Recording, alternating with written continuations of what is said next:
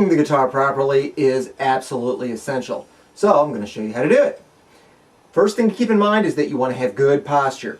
Make sure that you're sitting up straight. Don't slouch over. Don't get your body all contorted. It will only make it harder. It will only hinder your ability to learn and play the guitar properly. So, sit up straight. Don't slouch.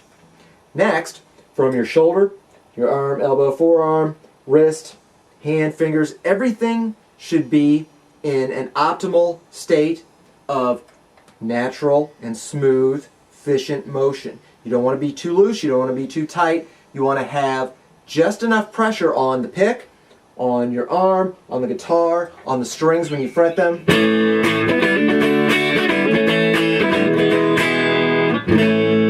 So that you can accomplish any motion that's necessary to play the guitar. The next thing is a strap. You want to make sure you have a good strap that's adjustable. The strap typically attaches to the guitar in two places. Normally what you've got is a front strap button and a back strap button. Almost every guitar, acoustic or electric, has the back strap button. Some acoustic guitars do not have a front strap button, either here or here. What they have instead is a little piece of cloth or leather that ties through the strings at the top of the headstock. I don't recommend that. I think that often that can put too much stress on the guitar, on the neck, and then the guitar wants to pull this way. It can either keep it out of tune, it can damage the guitar long term. I don't recommend that. I recommend an adjustable strap that has two strap buttons here and here. You want to make sure that the strap is adjusted to the optimal length for your shoulders and torso. You want the guitar to hang. You want the strap to keep it there in place. You don't want to be holding up the guitar with your hands or your arms, because the job of your hands and arms is to play the guitar. You want to be able to play the guitar with your fingers and hands and arms. You don't want them to be holding it up doing double duty. So, adjust the strap so that it's somewhere comfortable on your torso. Make sure it's not digging into your torso so it's uncomfortable on your ribs or your stomach or your chest or your side. You want to make sure that the strap isn't uncomfortable on your shoulder or your back. You want to make sure that everything hangs very nicely and evenly and is comfortable and helps instead of hinders your playing. Don't have the strap hanging down to your knees. When you stand or sit, the strap should allow your guitar to hang in the same place.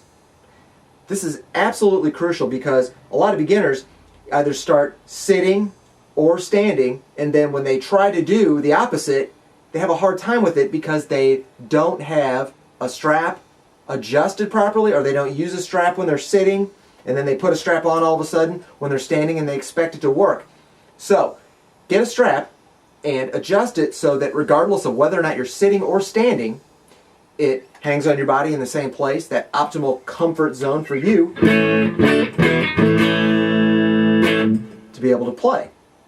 The other thing is that you want to make sure that the strap holds the guitar body right where you need it for a natural place for your arm to fall across the strings, and for your fretting hand to hold the neck. You want to make sure that it's in a really good place so that your fingers can come all the way around the front of the neck, so that your thumb can be back here behind the neck, so that your arm can gently, gradually curve all the way around. A lot of times that means that you want to have the guitar neck pointed up this way, but also out this way a little bit.